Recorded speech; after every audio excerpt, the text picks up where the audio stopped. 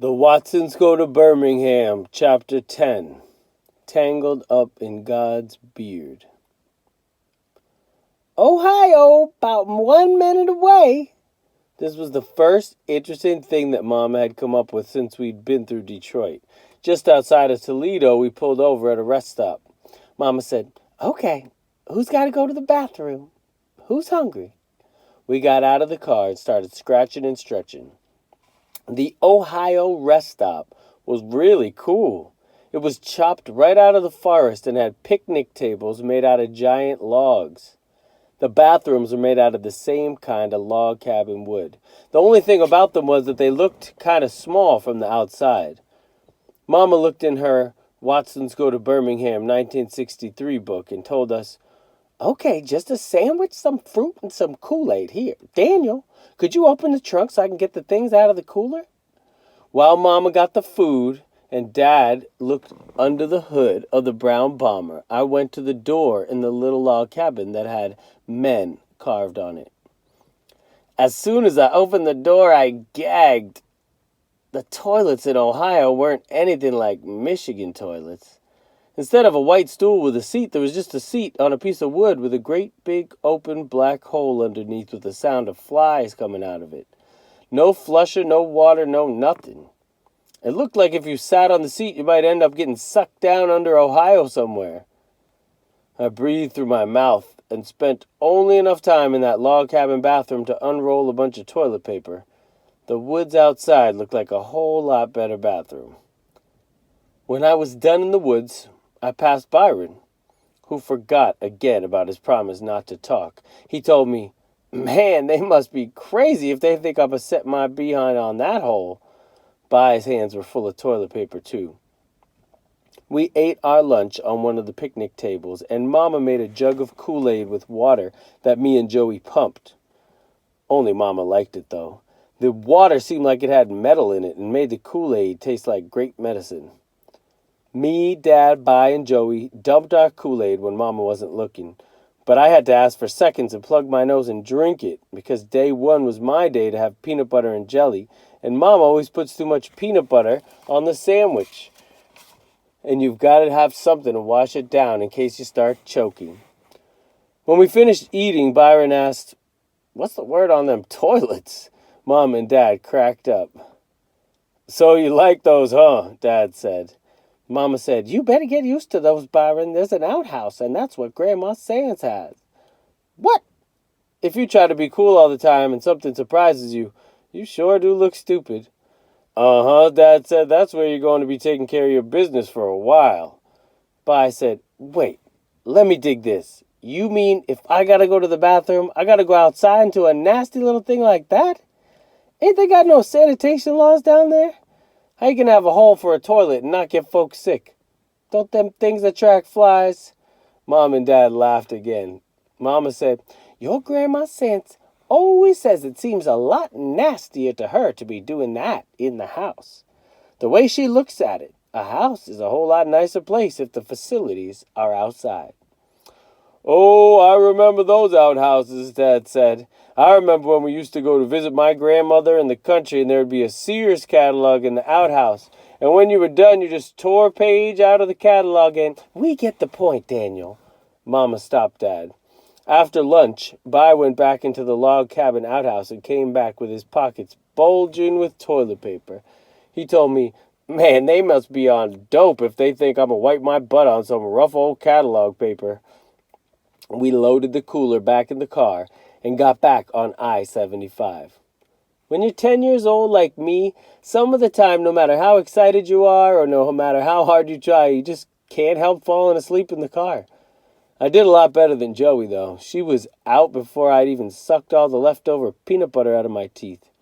She stretched out across the back seat, and me and By argued about who would hold her head and who would hold her feet. Joey drooled a lot, and so it was the worst job to hold her head. We had teased Mama so many times about planning everything so much in her notebook that By decided to be cute and said, Could someone check that Watsons Go to Birmingham book and see who's supposed to be holding Joey's leaking head for the first 100 miles in Ohio?" Mom and Dad looked at each other and laughed, and I did too. I really don't know why bullies have such a good sense of humor. It didn't matter who won the argument, because the car started rocking me to sleep.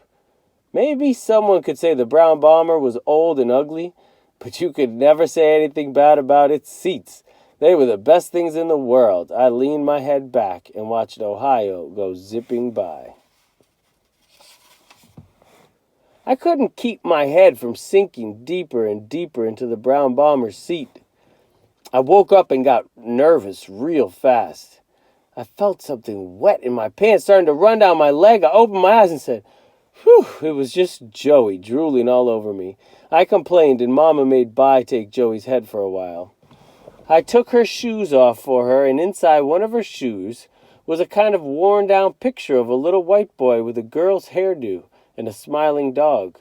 In a circle around both of them it said Buster Brown. As I drifted back to sleep, I wondered what a little white boy would think if he knew he was getting stepped on every day by my sister. Then my neck got rubberized again and my head nodded down. It nodded back up when I heard Mama say real soft to Dad, "How you doing? Cincinnati's just ahead." "Oh, I'm fine. I've still got a lot in me. I think I'll just stop in Cincy for a stretch and some gas." "Really?" Mama didn't sound too happy.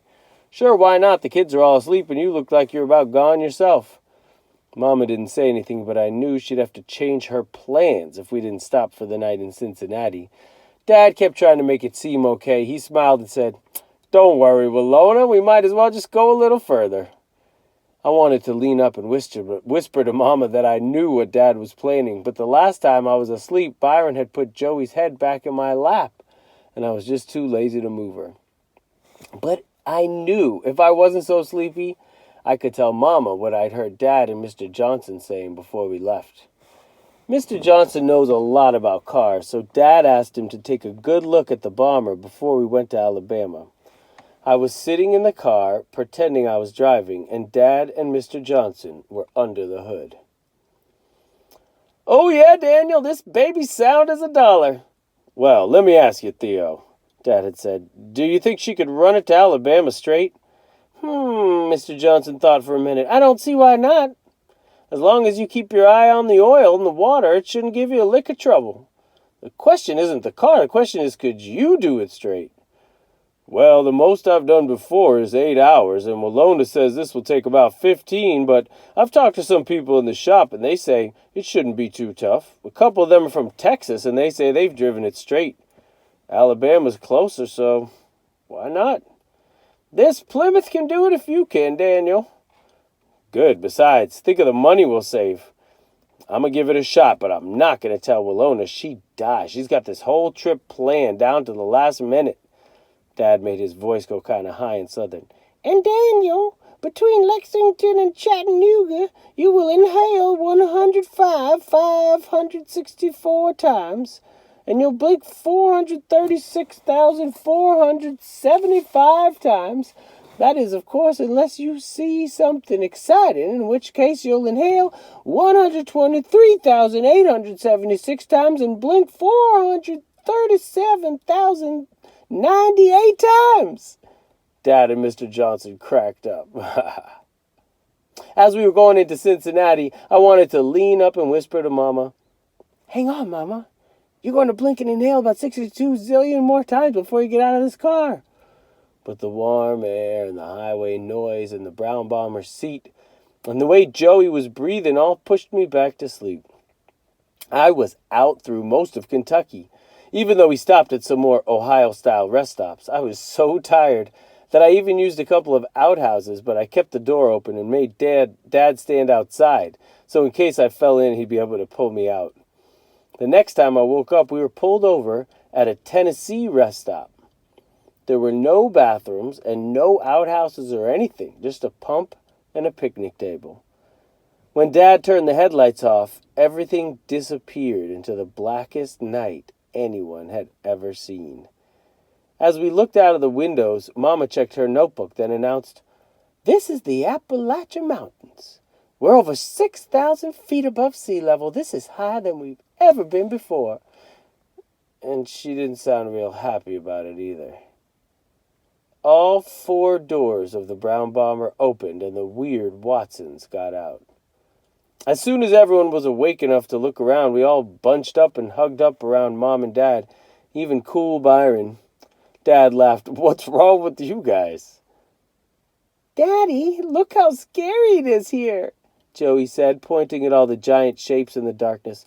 "Nonsense, Pumpkin, those are just the mountains." What Dad was calling just the mountains were the scariest things I'd ever seen.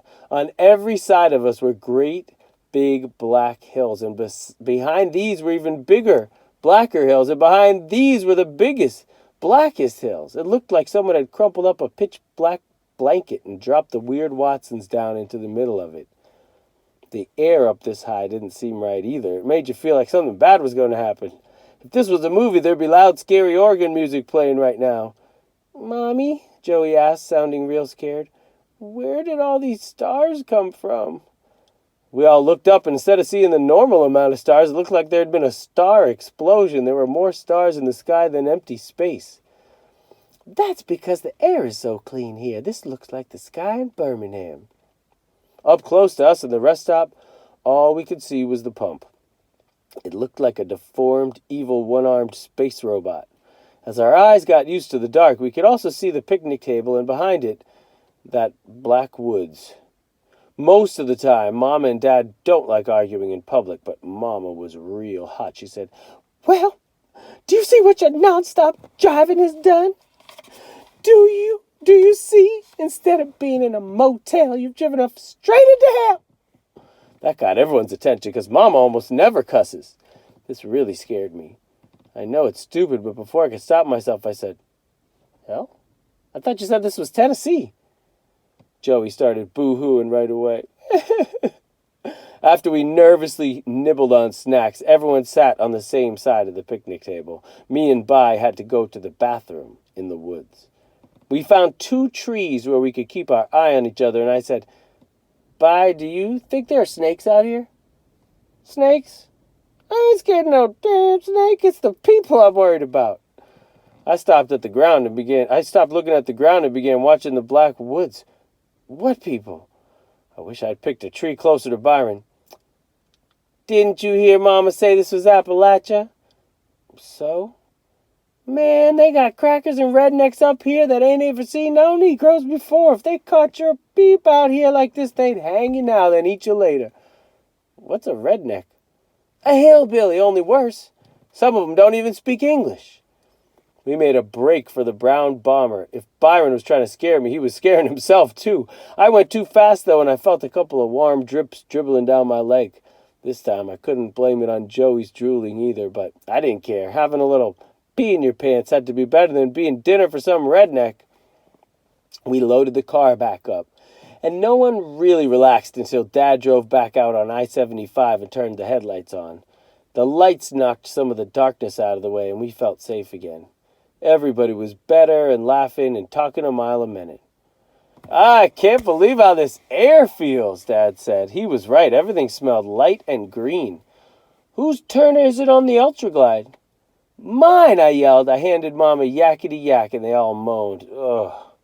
Dad stuck his hand out of the window just as the song came on and said, "Feel that coolness. It feels like you're running your fingers through silk." Me, Mama, Joey, and even Daddy Cool all did what Dad told us to do, and Dad was right. It felt great. "Wiggle your fingers in it," Dad said. We all did, and the air seemed slippery and cool as it blew on your hand. "We're so high, and the air is so perfect that you know what I think we're doing?" Dad asked. "What?" "I think we got our fingers in God's beard, and as we drive along, we're tickling him." Byron acted like he was going to throw up. As we drove down the mountains with our arms sticking out of the windows and our fingers wiggling in the breeze, I thought the brown bomber must look like a bug lying on its back with 4 skinny brown legs kicking and twitching to try to put it back on its feet. Whatever we were doing, it was the best part of the trip so far. What could be better than driving on a mountain while Yakety Yak played and cool light air blew all over you? Thanks for listening and watching. Don't forget to hit the subscribe button and turn on post notifications so you can be ready for chapter 11. And I'm going to put some activities in the description. So check the description for some activities that you could do for chapter 10. All right? Thanks again.